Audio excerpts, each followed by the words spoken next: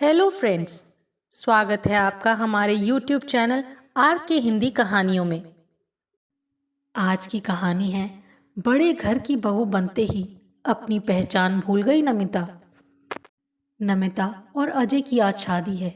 हमारे शहर के सबसे बड़े उद्योगी परिवार का बेटा है अजय, जो अमेरिका से पढ़ाई पूरी करके अपना कारोबार संभालने हिंदुस्तान आ गया है।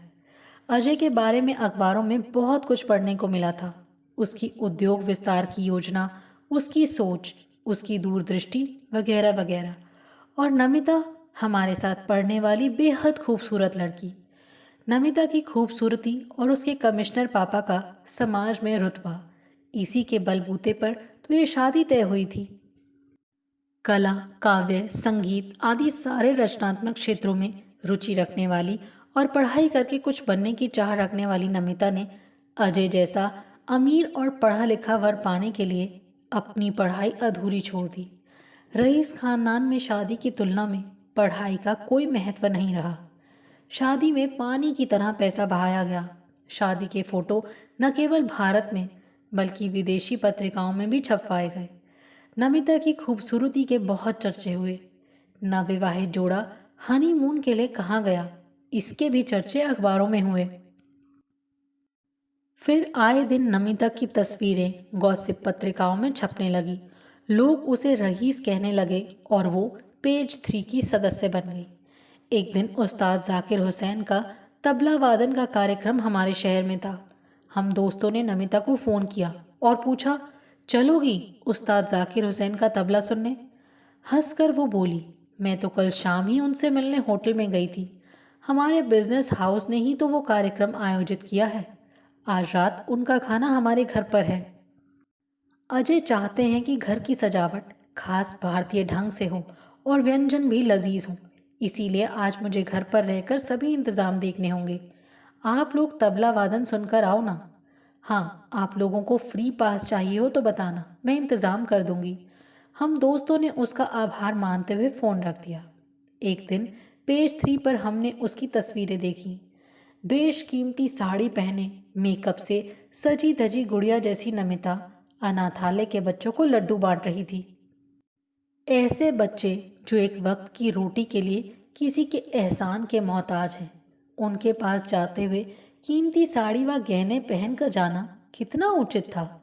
वो चाहे गलत हो या सही, मगर बड़े उद्योगी परिवार की सोच शायद यही थी कि बहू की फ़ोटो अनाथों के साथ छपेगी तो वो ऐसी ही दिखनी चाहिए। उसके जन्मदिन पर बधाई देने के लिए हमने उसे फ़ोन मिलाना चाहा। काफ़ी देर तक कोई जवाब नहीं मिला। हमने सोचा नमिता अजय के साथ अपना जन्मदिन मना रही होगी। दोनों कहीं बाहर घूमने गए होंगे। 2 घंटे बाद उसका फ़ोन आया।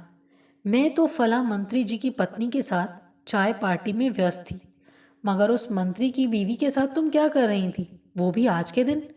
काफ़ी देर तक तुमने फ़ोन नहीं उठाया तो हमें लगा तुम और अजय कहीं घूमने गए होंगे।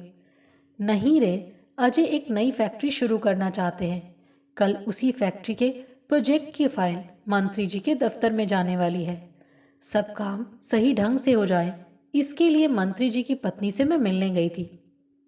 जब पापा कमिश्नर थे तब मंत्री जी से थोड़ी बहुत जान पहचान थी।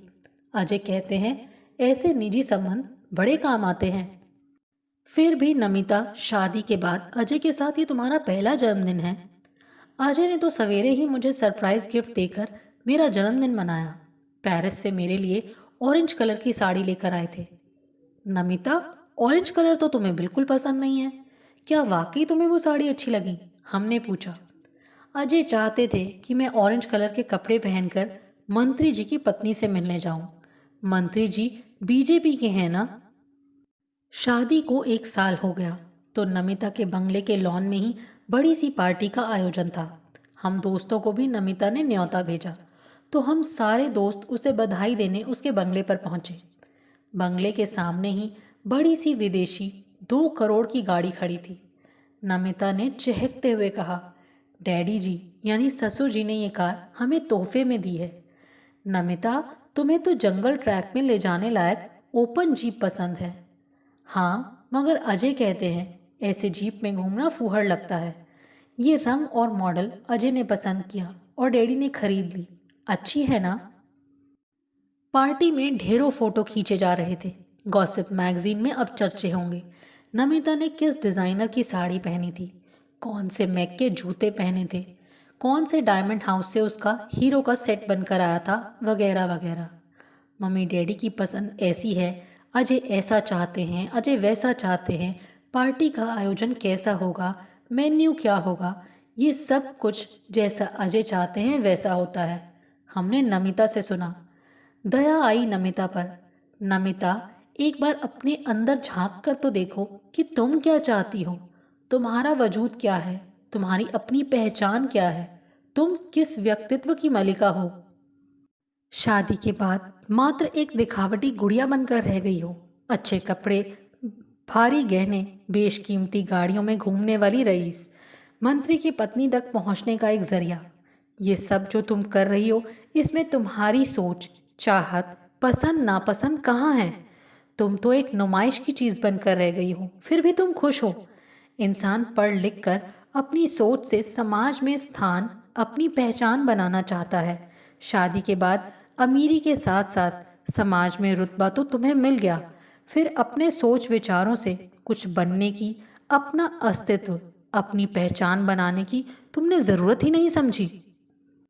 दूसरों की सोच तुम्हारा दायरा बनकर रह गई है। दूसरों का कहना व उनकी पसंद नापसंद को मानते हुए तुम चार दीवारी में सिमट कर रह गई हो। चिड़िया जैसे चहकती हुई नमिता पार्टी में इधर उधर घूम रही थी। मोतियों का चारा पाकर ये चिड़िया बहुत खुश थी। चांदी की थाली में खाना खाते हुए उसे बड़ा आनंद आ रहा था।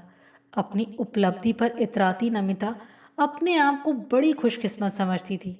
नमिता को देखकर ऐसा लगता था उसकी खुशी व चहचहाना इसलिए है क्योंकि वो समझ नहीं रही कि वो सोने के पिंजरे की चिड़िया बन गई है। यहाँ उसके लिए अपनी सोच की उड़ान भरना नामुमकिन है। अपनी पसंद नापसंद से जिंदगी जीने की उसे इजाज़त नहीं है। खुद की जिंदगी पर वो अपने व्यक्तित्व की मोहर नहीं लगा सकती। अपनी जिंदगी पर उसका कोई अधिकार नहीं है। सोने के पिंजरे में बंद वो बड़ी खुशहाल जिंदगी बिता रही है, लेकिन वो अपनी पहचान मिटा रही है। सोने के पिंजरे में वो चिड़िया इसीलिए बहुत खुश है क्योंकि इसे अपनी कैद का एहसास नहीं है। आपको हमारी ये कहानी कैसी लगी, प्लीज़ कमेंट करके ज़रूर बताइए। अगर आप इस चैनल पर नए हैं तो इसे सब्सक्राइब करें और शेयर करें। Thank you.